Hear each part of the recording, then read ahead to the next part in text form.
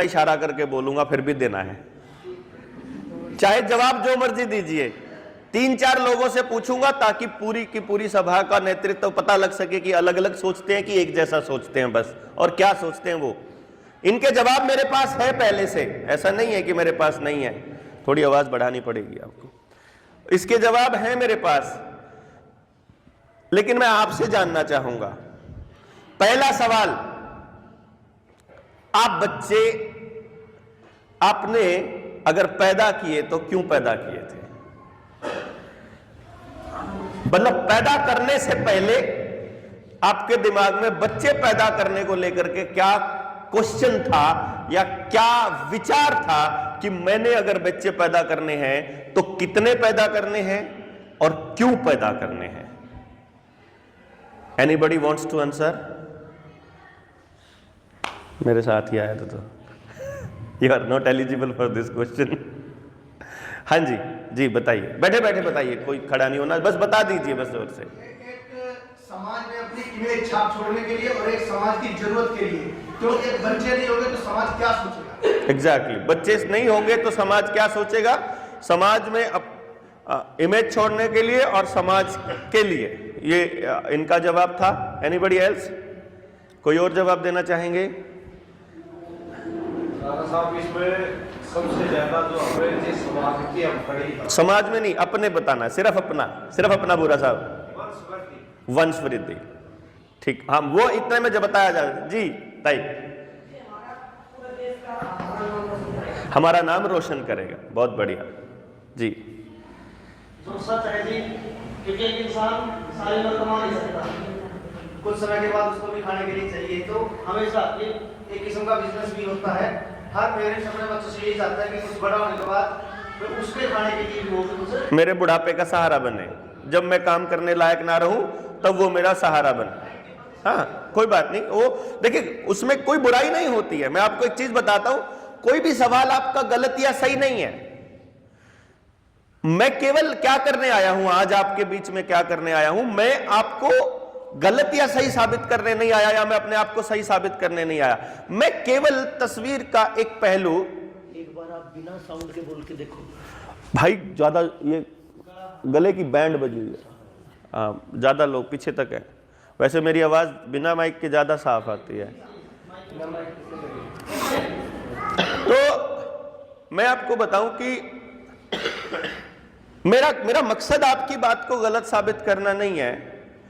मेरा मकसद है आपको उस चीज का दूसरा पहलू दिखाना। जैसे अभी 5 लोगों ने बोला, 5 का मकसद अलग था, 4 लोगों ने बोला। अब ये जो आपको डेस्क जो नजर आ रहा है ना, ये डेस्क ऐसा नहीं है जैसा आपको नजर आ रहा है। यही डेस्क अगर आप इधर से देखेंगे तो खोखला है, इधर से आपको ऐसा लग रहा है कि ये बिल्कुल सॉलिड है, इधर से देखोगे तो पूरा खाली है। ये देखो लात अंदर घुस गई इसके अंदर, उधर से नहीं घुसेगी, आपको नजर ही नहीं आएगा। अगर मैं आपको ये कहूं इसके अंदर लात डाल के दिखाओ तो आप नहीं डाल, आप सोच भी नहीं पाओगे, क्योंकि इधर से आपको ये बंद नजर आ रहा है और मैं इधर से आगे आपको पूछ रहा हूं तो उसका मतलब अलग है। और जब मैं इधर से बता रहा हूं या उधर से बता रहा हूं, आप इस डेस्क के जिस एंगल पर बैठे हैं आपको चीजें वैसी ही नजर आएंगी। इसलिए आप गलत नहीं है, आपको जो तजुर्बा मिला, आपने जो एक्सपीरियंस लिया वो सही है। मैं केवल अपना तजुर्बा और अपना एक्सपीरियंस बताऊंगा जिससे आप तस्वीर के वो दूसरा पहलू भी जान पाए।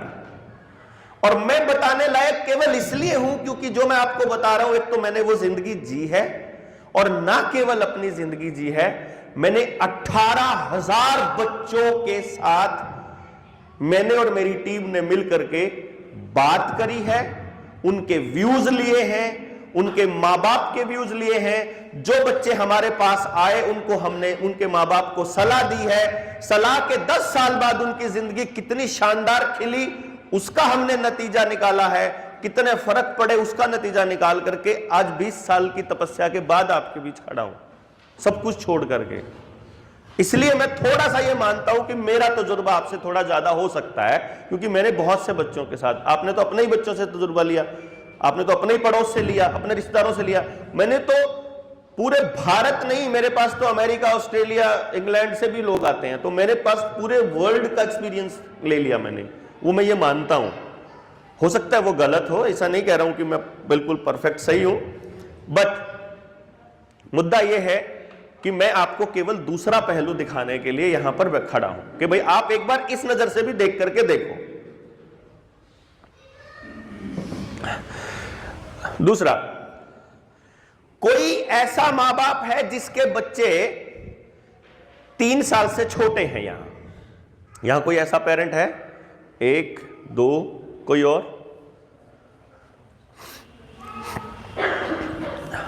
अगर मैं आपको अपने बच्चों की, 3 साल से छोटा बच्चा है, जो 3 साल से छोटा बच्चा है, उस बच्चे के बारे में अगर मैं आपको 10 उसकी गलत बातें लिखने को बोलूं तो लिख दोगे कि ये इतना गलत बच्चा है, इतना खराब बच्चा है? 10 बातें लिख दो, बस इतना ही बता दीजिए, हाँ या ना। 2 साल की है, उसमें 10 बातें गलत नहीं, मुझे नजर ही नहीं आती कि उसमें 10 बातें नहीं। हाँ, वही मैं पूछ ही रहा हूं, खाली लिख दोगे? नहीं, एक तो लिख सकता हूँ कि छोटा बच्चा है तो वो जो गलत आदतें हैं वो करती है, बट 10 तो इम्पॉसिबल है कि नहीं। ठीक है। कोई 4 साल के बच्चे का माँ बाप लिख सकता है? कोई है ऐसा? कोई 5 साल वाले का लिख सकता है? कोई ऐसा है जिसका बच्चा 15 साल का हो, 15 साल या उससे बड़ा हो? आप लिख सकते हो? हाँ, लिख सकते हैं। आप लिख सकते हैं? कोई लिख सकता है, कोई नहीं लिख सकता है। मेरे बात का मतलब क्या था कि 3 साल से कम उम्र के बच्चों के बारे में आप नहीं लिख पा रहे, 4 साल से कम उम्र के बच्चों के बारे में भी नहीं लिख पा रहे, और जिसका 5 साल का बच्चा है, 6 साल का बच्चा है, उसके बारे में भी नहीं लिख पा रहे। लेकिन 15 से ऊपर होने वाले के बारे में 10 नहीं 50 लिखवा सकता हूं मैं ये बता रहा हूं जिसको आप गलत मानते हैं। और जिसके बारे में आज एक बाप कह रहा है कि मैं लिख सकता हूं 10-15 साल के बच्चे के बारे में, उससे अगर ये पूछा होता आज से 12 साल पहले कि तुम्हारा बच्चा 3 साल का है, तुम लिख करके दिखाओ, उसके पास नहीं थी उस वक्त कोई 10 गलत बातें। फिर मैं आपसे ये पूछता हूं कि वो जो 10 बातें आप लिख सकते हो वो गलत, उसके वो या तो बोलने में है या वो उसके व्यवहार करने में है। वो 10 बातें जो वो करने लगा वो उसने सीखी कहां से? ऑब्वियसली वो सीख कर पैदा नहीं हुआ, तो उसने फिर यहां से सीखी। कोई कहेगा मेरा बच्चा टीवी ने बिगाड़ा, तो टीवी आपने ला कर दिया। कोई कहेगा पड़ोस ने बिगाड़ा, तो पड़ोस आपने उसको दिया। कोई कहेगा मोबाइल ने बिगाड़ा, तो मोबाइल आपने दिया। कोई कहेगा स्कूल ने बिगाड़ा, कोई कहेगा फिल्मों ने बिगाड़ा, कोई कहेगा किसी चीज ने बिगाड़ा, कोई नशे ने बिगाड़ा, कोई किसी ने बिगाड़ा। पर आपको जान करके हैरानी भी होगी और आपको मालूम भी है कि वो जो कुछ भी उसने, जिस भी चीज ने उसको बिगाड़ा, वो आपने दिया उसको। सीधी सी बात ये है, वो लेकर के नहीं आया था, लेकिन कसूर सारा उसी का है कि वही गलत है, वही गलत है। ये नॉर्मली मैंने देखा, बहुत बातें होती हैं। पिछले, अगर मैं अपनी होश संभालने की बात कहूं, आदमी 7वीं 8वीं के बाद की कुछ बातें याद रखना शुरू कर देता है, मतलब लगभग। तो अगर मैं कहूं कि पिछले 30-35 साल की अगर बातें मुझे याद हैं, आज तक किसी मंच से मैंने इसके अलावा कुछ और नहीं सुना कि भाई आदर्श विद्यार्थी होने चाहिए, विद्यार्थियों को ऐसा होना चाहिए, विद्यार्थी ऐसे हो, बच्चे ऐसे हो, बच्चों को ऐसा करना चाहिए। आज तक किसी भी मंच से मुझे यह नहीं सुनाई दिया कि आदर्श बाप ऐसा होना चाहिए, आदर्श मां ऐसी होनी चाहिए, आदर्श स्कूल ऐसा होना चाहिए, आदर्श समाज ऐसा होना चाहिए, आदर्श दादा ऐसा होना चाहिए, आदर्श टीचर ऐसा होना चाहिए, आदर्श मुख्य अध्यापक ऐसा होना चाहिए, आदर्श उसको अलावा बाकी सब आदर्श होने चाहिए, मेरा यह मानना है। लेकिन मैंने आज तक कभी समाज में यह चर्चा नहीं देखी, मेरे ख्याल से आपने भी नहीं देखी होगी। फिर हमें सुनाई देता है वहां पर सरकार ने मछली पालन केंद्र खोला है, वहां किसानों को ट्रेनिंग दी जाएगी मछली कैसे पालनी है, वहां एनडीआरआई खोली है, वहां गायें, बकरी, घोड़ा, बैल कैसे पाले जाते हैं वो ट्रेनिंग दी जाएगी, वहां कुत्ते पालने की ट्रेनिंग दी जाएगी, वहां सूअर पालने की ट्रेनिंग दी जाएगी। पर इंसान का बच्चा कैसे पालना है, इस पे आज तक बात करते हुए मैंने किसी को नहीं सुना। मतलब सूअर पालने से भी गए गुजरे हैं हमारे बच्चे, अगर मैं सही कहूं तो। क्योंकि समाज में बच्चे पालने पर कोई बात नहीं होती, कोई चर्चा ही नहीं है। और पिछले 50 साल का मैं आपको अपना तजुर्बा लिख करके बोलूं कि पिछले 50 सालों में समाज में मां बाप के बच्चे के साथ रिश्ते बिगड़े हैं कि सुधरे हैं, तो सबका एक ही बात जाएगा, बिगड़े हैं। छोटे बच्चों के लाड प्यार की बात नहीं कर रहा हूं। छोटे बच्चों को भाई पहले माँ बाप गोदी में नहीं उठाते थे, बाप गोदी में नहीं उठाता था, अब तो वो उसको लेके घूमता, वो नहीं कह रहा हूं। जब वो बच्चा होश संभाल लेता है 18 साल के बाद, तब आपके साथ उसका रिश्ता कैसा, मैं उसकी बात कह रहा हूं। आज से 50 साल पहले के रिश्ते खराब हो चुके हैं, माँ बाप के साथ भी, समाज के साथ भी, नौकरी के दौरान भी, टीचर्स के साथ भी, विद्यालयों में भी, सब जगह टोटली खराब हो चुके हैं। इसका मतलब यह है, मैं ये मानता हूं कि जिस दिशा से हमारा समाज किसी गति से किसी दिशा में जा रहा है, यदि हमने बैठकर उस पर सोचा नहीं तो हालात और खराब होने वाले हैं।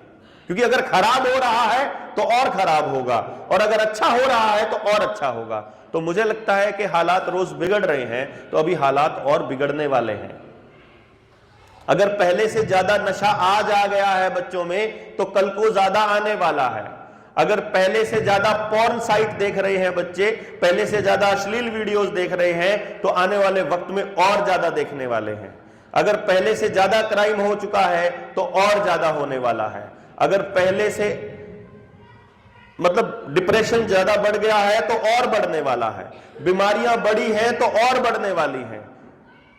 अकेलापन बढ़ गया है तो और बढ़ने वाला है। तो आपके बच्चों का भविष्य कैसा होने वाला है, उसकी एक तस्वीर आपको दिख जाए तो आपको समझ में आ जाएगा। बच्चे पैदा करने पर आपने बोल दिया, अगला स्टेप मैं आपसे पूछ रहा हूं, आप अपने बच्चे को स्कूल क्यों भेजते हैं? क्योंकि बहुत बड़ा रोल है स्कूल का, और बहुत बड़ा अहम डिसीजन होता है माँ बाप का। इस बारी में भी चर्चा करने में 6-6 महीने लग जाते हैं कि बच्चे को कौन से स्कूल में करवाएं, और अगर इस स्कूल में एडमिशन नहीं होता है तो किस में करवाएं, और इसमें नहीं होता है तो किस में करवाएं। इसका मतलब एडमिशन करवाने से पहले वो माँ बाप अपने बच्चे के बारे में भविष्य को लेकर के सुनिश्चित करना चाहता है कुछ चीजें। वो कौन सी चीजें हैं जो उस स्कूल में वो देखता है कि मेरे बच्चे को इस स्कूल से ये चीज मिलनी चाहिए। एनीबॉडी? सबसे पहले तो दादा साहब आप बैठे बैठे ही बोलिए। एक तो एजुकेशन सिस्टम ही देखते हैं। आप क्या देखते हैं स्कूल में एडमिशन करवाने से पहले?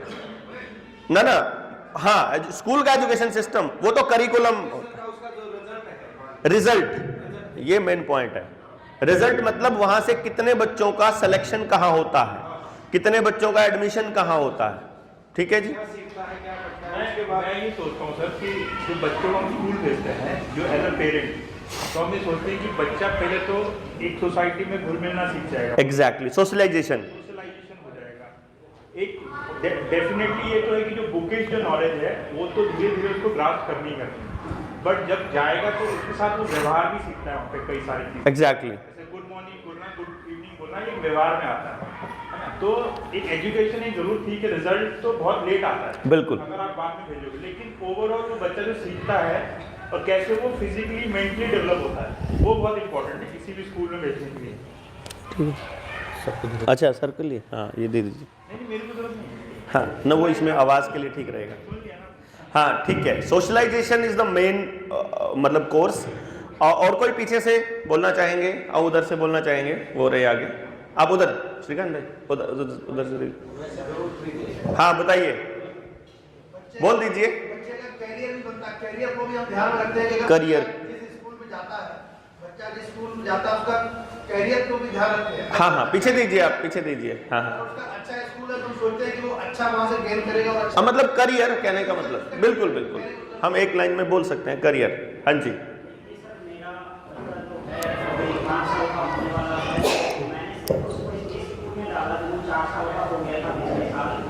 ताकि वो बच्चों के साथ घूमने के लिए ना सके,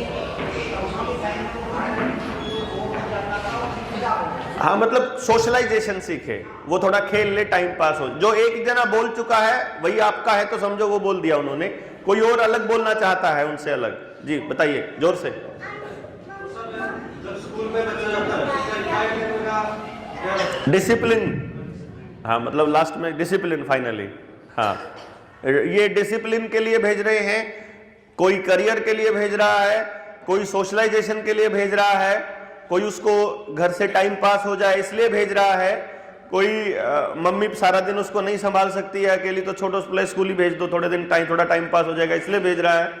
अल्टीमेटली वो अपने बच्चे को स्कूल में भेज रहे हैं कि वो वहां से कुछ सीखे, समाज में जब वो वहां से लौट करके आए वहां तो अब समाज में कुछ काम करे और उसके बाद जीवन में वो अपने लायक कुछ कर पाए। दोनों ही चीजें ना, देखो मूल में जो माँ बाप के भावना है वो ये है कि मैं अपने बच्चे को स्कूल में इसलिए भेज रहा हूं कि वहां पर वो अपने जीवन में उपयोग होने वाली सारी चीजें सीखे, फिर उसके बाद जब वो स्कूल से बाहर आए तो वो समाज के भी काम आए और अपने लिए भी वो कुछ कर सके। ये दो ही चीजें मूल में हैं कुल मिलाकर के।